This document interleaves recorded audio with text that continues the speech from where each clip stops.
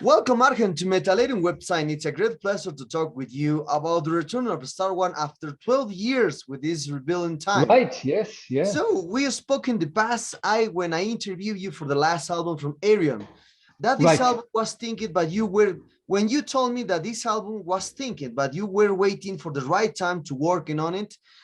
And so, but so many things changed between Transitus and this new Star One album Oh to release. yeah, yeah.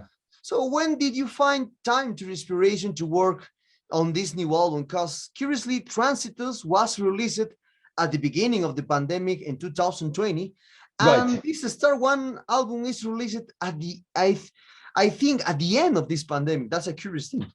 Yeah. Well, let's hope it's the end of the pandemic. We'll never know.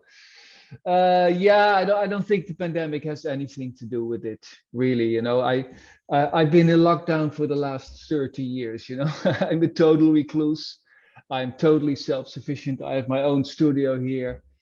So nothing has changed for me. Um, but yeah, I got kind of mixed reactions on Transitus, the last Arion album. Not everyone liked it as much as I hoped they would like it. It wasn't a typical metal album, or it wasn't a typical prog album. It was like a musical, and a lot of people didn't really get it. They thought there was too much narration and not catchy enough. So I really thought, I have to make it right now. I have to like make an album that's more straightforward, that's a bit more catchy, that's more guitar oriented, more riff oriented, which automatically brings me to my Star One project, because Star One is based on the metal side of Arion. Okay, I've I've heard the three chapters from Star One, Space Metal, Victims of the Modern Age, to this Revel in Time, where this novel is more related, as you said, to the, I think for me, as this related to the Arion album, since the cover art from Jeff Bertels, and Right, similar right, yes. and similarities with the Dream Sequencer artworks, because it's very similar from the artworks, and also the music with this new one is heavier, is more heavier than the previous works, and sometimes I feel that I've heard a continuation of theory of everything, of the source.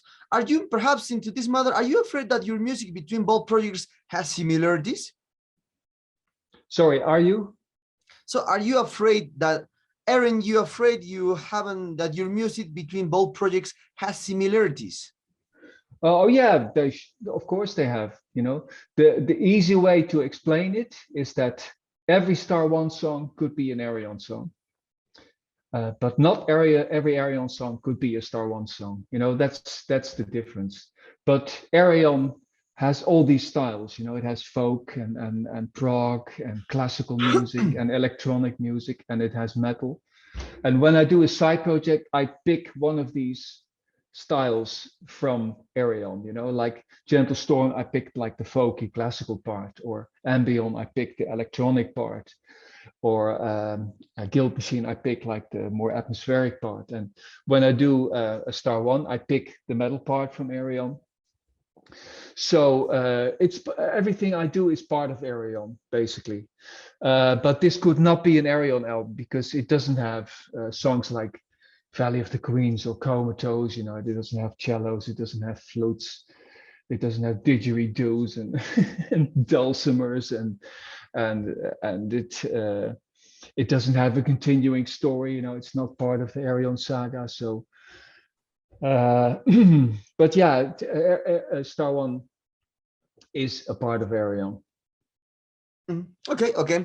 So with the last question, and to better understand this reveal in time, which is based on great Riley Scott movie Blade Runner, as I said in the biography of this new album, the concept of the dream sequencer and the cyborgs fits perfectly on the lyrical and the visual sense, and I think though. So did you plan to carry out this idea on a graphic level as a mini series of chapters or a spin-off of the film from Ridley Scott? Because all ideas for this new album fits perfectly for a new adventure from the Blade Runner. Okay. Well, the concept of Star One is that every song is based on a movie. So on the first album, Space Metal, every song was based on a movie that was set in space, like Alien or like 2001. The second album, Victims of the Modern Age, every song was based on a dystopian movie, like Blade Runner, like Clockwork Orange. And this time with this new album, Revel in Time, every song is based on a movie that has to do with time manipulation, like time travel. So yeah, it's very different from Arion.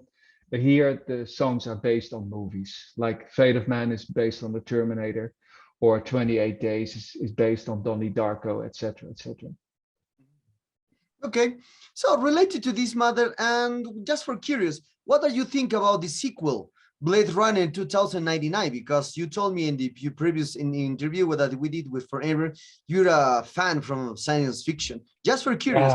Yeah, yeah. I think it looked beautiful. You know, it looked fantastic, and the direction was perfect. So I watched it 2 or 3 times, you know, because it was so amazing. But I kind of missed strong characters, you know, because Harrison Ford was amazing in the first one, and Rutger Hauer was amazing. So I kind of missed that in the sequel. But I rarely like sequels, you know. Like I didn't like Aliens either. You know, it was suddenly there was a lot of action and stuff like that. Rarely do I like do I prefer a sequel to the original. Okay, talking about the concept of the whole album and the Star One too, I read that you based the albums, as you said, in science fiction movies, and the name Yeah. of the band came from the Blake Seven. So why did you decide to take this influence for the Star Wars albums? And for the future, perhaps you will develop your own science fiction or movie with Star Wars as a soundtrack movie, because now Mhm. with the technology is possible today. Well, Transitus was, you know, the previous Star One album was meant to be a movie. You know, that was my science fiction fantasy movie. Yeah. But even with the technique nowadays, you know, it still costs like 5 to 10 million euros, you know, or dollars. That's simply what it costs. You know, you need a whole team to make that, and in these Corona days, it's hard to get that money together. You know, it would of course be a dream come true. You know, to Yeah. do a science fiction movie, especially with my own stories. You know, or make music for a science fiction movie, but. Yeah, well, maybe it will still happen, you know, for Transitus. Maybe we'll still make the movie. It's I have not given up yet. Okay, okay. Talking a bit of this Rebel in Time, I think this is a common question. Why are you decide to release the album on 2 CDs with different vocalists but with the same songs? Because I read some reviews that it wasn't necessary, I think, when they think.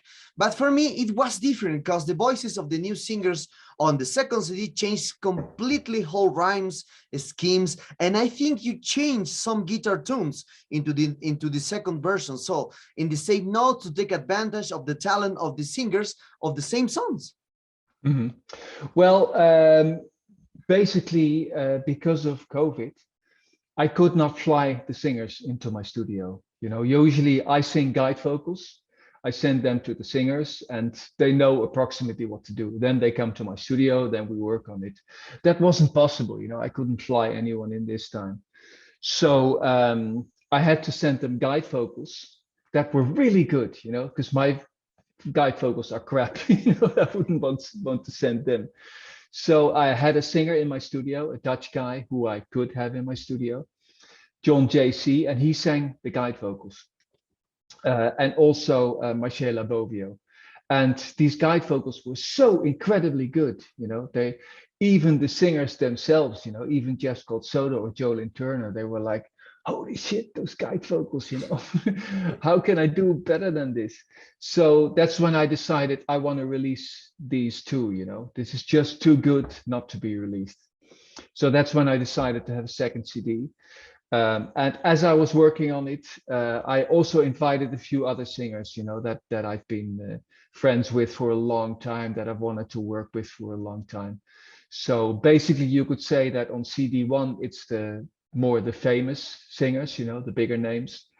And CD2 is the lesser known singers. Yet, they're gonna be well known one day. But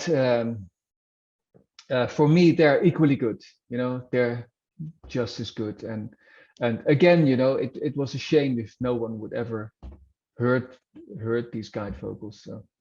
Oh, okay. Okay. Yeah. At the tail that I've been listening to the lineup, well, I've been seeing around the media, around the internet, into the lineup from Arjen with the Star One. It's that you, Ed Warby, you and Ed Warby are the only members in Arjen. But when I see the lineup from Star One and saw you, Ed and more members like Gary, Peter, Russell, Floor Jansen, etc., they are into the lineup according to the internet information. So tell me, is this true, or perhaps a confusion from the web Encyclopedia Metallum? Because it makes me think that all members will always be in the Star One albums for the future, or perhaps all these members are just for an album. There is a core of musicians that will always be on Star One. That's Ed Warby, of course. He played all 3 albums. That's Floor Jansen, Russell Allen, Damien Wilson, Dan Swano. They are on all 3 albums. So yeah, these are basically the core musicians that will always be on Arjen. And I think from this album on, also Joost van den Broek, who played Hammond, will always be part of it. And yeah, the backing singers, of course, Irene and Marcela, I would always want them to be part of it. So, but yeah, whatever I do has a revolving amount of singers, same as in Arjen. So there will always be guest singers. Unless I do a solo album, then I do everything myself. Okay. So going a little beyond or going far away your ideas with Star One and Arjen, have you ever thought of doing another project with several guests as usually, but with other themes? One that is not within your lyrical influence, perhaps about histories of legends of ancient civilizations that exist on our planet, because listening to all your projects, there is enough inspiration to make conceptual albums with enough historical subjects. Well, all my side projects have different stories. If you look at The Gentle Storm, it's a story about 2 lovers, who are apart from each other because he is sailing the seas, so that's a completely different story that I wrote together with Anneke van Giersbergen. The album Guilt Machine is about depression, about overcoming depression, about fighting your demons. So that's a completely different. So yeah, every side project I do has basically a different concept. Okay, why did you never have an idea to? When I listen all your projects, when just I hear I just saw one time that you featured Devin Townsend as a rage in the Human Equations. So this matter bring to me why did you never have an idea to include guttural artists in your projects? What do you think about the growls or this kind of stuff into the That sounded good. into the progressive rock metal? Because for this new album, Revel in Time, as you said in the first question, this is more heavy metal stuff. I think it would have been great if you include these grumpy voices, all the heavy metalists. Yeah, yeah. I don't understand your question because I've got growls on all my albums. Okay. Well, so I just hear. I had Jan Chris de Koeier on the first Arjen album. Okay. Then I had the guy from Orphanage on the Into the Electric Castle. Of course, I had Devin Townsend, 2 growls. I had Mikael Akerveld, 2 growls. And on this album, I have Dan Swano, who does some growls. Yeah. So I think that basically almost all my albums have some growling. Yeah. Oh, okay. Yeah. Okay. Yeah. Okay. Sorry about that. I just read Devin Townsend because I think this is the most growling yeah. person. Well, if you check if you check the song Today is Yesterday, it has Dan Swano who does some pretty heavy Yes, yes, growls there. yes, Yeah. yes. Okay. So into relating this question, I feel I feel well. I saw many artists into your guest appearance into your old albums, but one thing that I kind of caught my attention is that you invite a few from Latin America, a few. Some ones are knowing and some is knowing. So, do you think for the future invite perhaps a great artist from this part of the world like Mark, for like Max Cavalera from Sepultura, from a big one, or perhaps Anton Reisinger from Pentagram? This is a well-known artist from this part of the world, or Kiko Loureiro Yeah, from yeah, definitely. of Yeah, Kiko great Loureiro in the musician. guitar parts, or perhaps who knows? No, Edu Falassi from Yeah, he's Edu great. Yeah, Falassi project. So perhaps yeah, on the great future they singer. will invite it Yeah. for the new project or her new Well, album. a lot of these people are on my list, but it's a list. I've got it here somewhere. It's got 200 singers on it, so it's always a hard pick, you know. And I don't really look at the country where they come from, you know. I don't even think about it.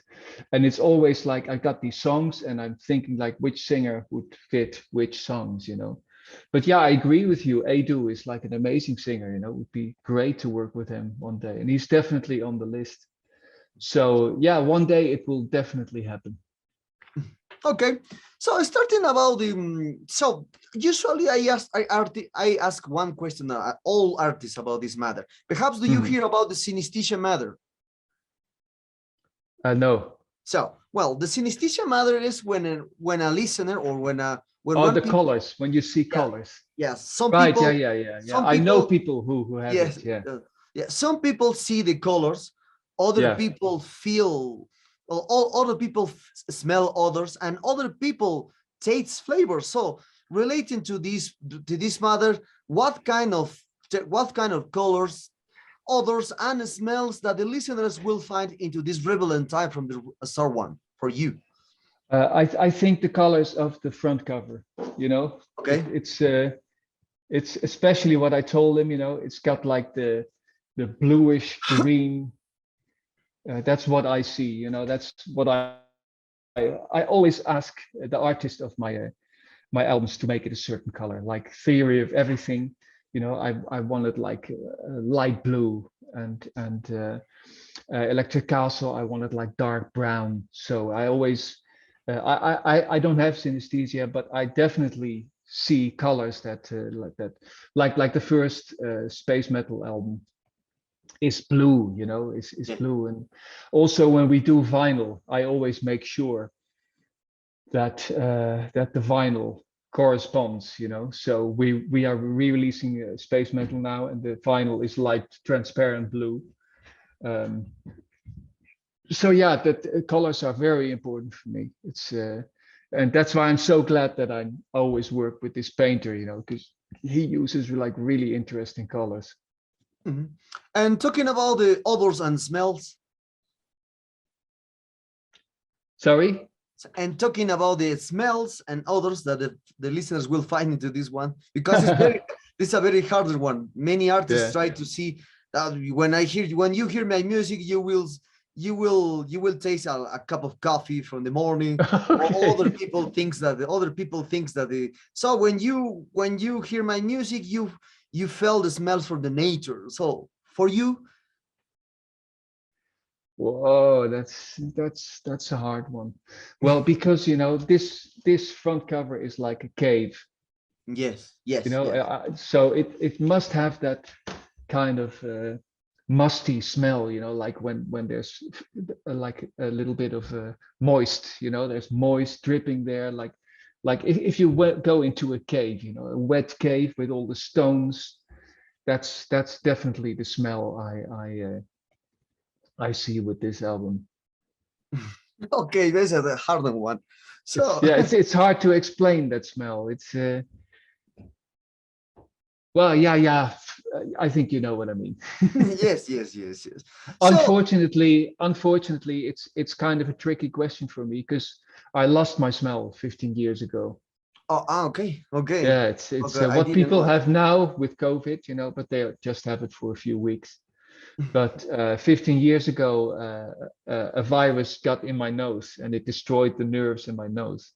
So Ah, that's yeah, it's totally. I was really. That's when I told you Guild Machine was about depression, oh, because that's when I got really depressed. Because eating and tasting food was so important for me. I was always cooking stuff, and suddenly, you I could drink a cup of coffee, and it would just be bitter.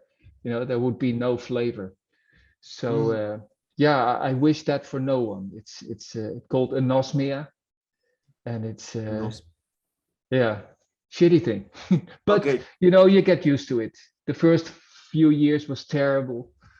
Um, but then at some point, you start looking at texture of your food. So now I have, like, besides my dinner table, I have all these nuts. So everything I eat, if I eat broccoli, I put like all these nuts on it to make it interesting, and that really works. Mm. That's one fact that I didn't know about you. Really. Yeah, yeah, yeah. I will. Well, thank you very much for the info. So, relating to a lot of questions. So, when you prepare a new album for Star One, your solo project from Arjen, you think in a lot of artists. So when you have a new material, when you have a new album, when do you think this artist is for this song, this artist is for this song, or this artist is much better for Star One, or this artist is Mhm. much better for the other? So for me, if I try to see this, it's a huge mess, because if I try to think it, where Roy Kahn singer, where Russell Yeah, singer, this is yeah. a huge mess. So when you think a new album, where you can fit the exactly moment, the exactly second that this artist will fits perfect for this sound for the It's album.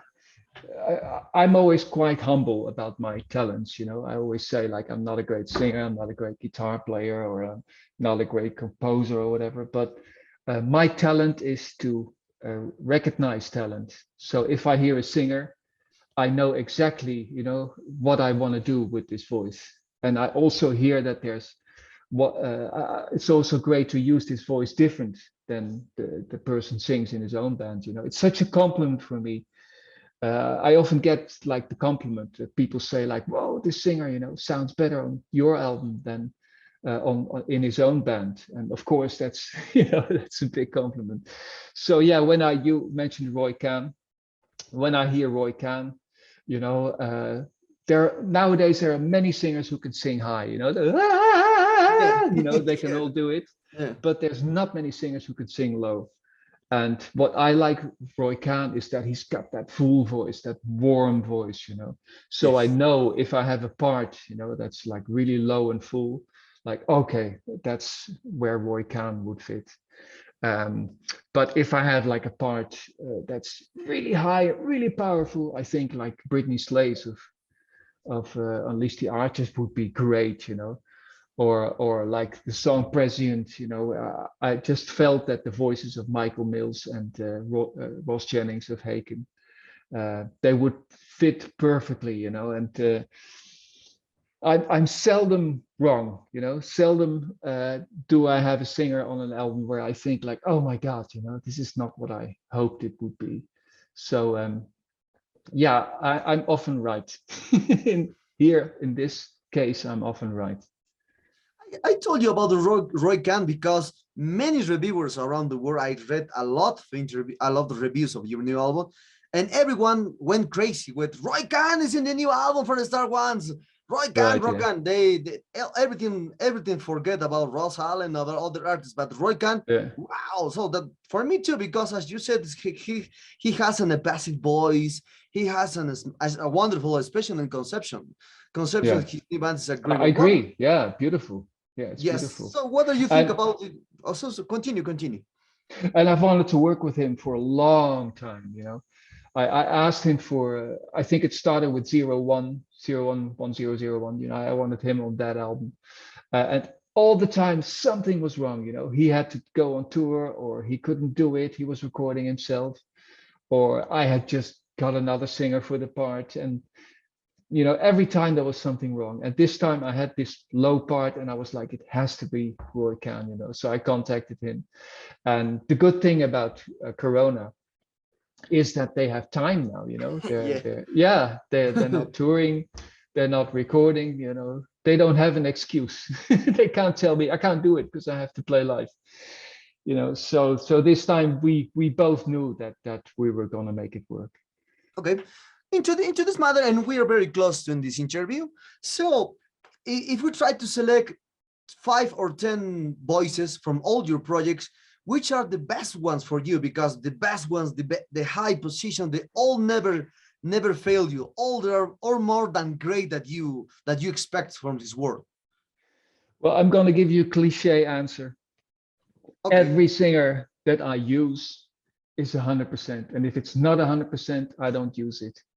And it has happened, it has happened between 5 and 10 times that I get the files back from the singer and it's just like, sorry, man, this doesn't work. So yeah, it has happened a couple of times and that's painful, you have to tell someone I'm not going to use it. And there were some pretty big names there, big name singers that just didn't work in the song. So really, I could not choose, it's fantastic to work with big, huge names like Bruce Dickinson, of course, that I grew up listening to, like on this album, Jolene Turner or Tony Martin. That's fantastic, but it's equally fantastic to discover new talent, like Britney Slays, like Brandon Yakeley on this album.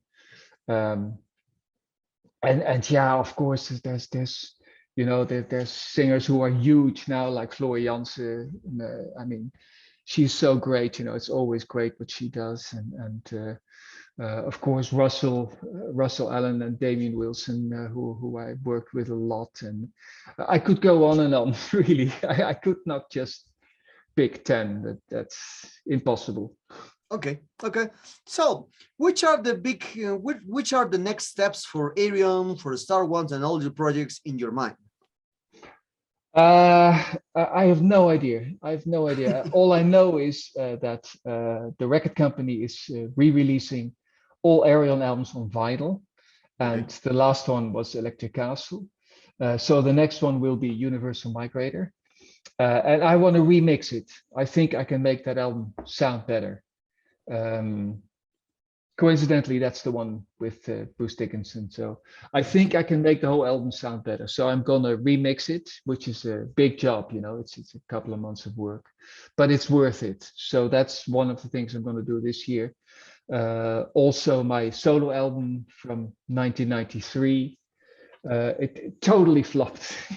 No one bought it, everyone hated it, and it sold a couple of thousand copies, and that was it. And I want to re-release it. I want to give it another chance, and I have a lot of bonus tracks, and I will re-record some of the tracks. So those are 2 projects, re-releases basically. And apart from that, I'm working on new stuff all the time. I got my little phone here, and just before we did the interview, I recorded some riffs, for a new project, and I never know what it's going to be. It's I just let it come to me, and I just work on it, and somehow it will develop itself. Okay. Well, Arjen, the sad times arrive at this interview. I hope you enjoyed this one as I did, and thank you very much for thank you very much for your time. Congratulations for the new one. I love it. Thank you. One. So cool, do you want to add something to your Latin American fans and Metallica readers? Well, I always get such lovely emails and lovely messages, from your part of the world, and it's amazing. I did a couple of live shows, and so many people from your side of the world, came to the shows. It's like, holy shit, they came all the way to Holland, and that's just the biggest compliment ever. So yeah, I just hope you guys will like the album, and you can always email me, and I'll always email you back or message me or whatever. So yeah, hugs from Holland. Thank you very much again, Arjen.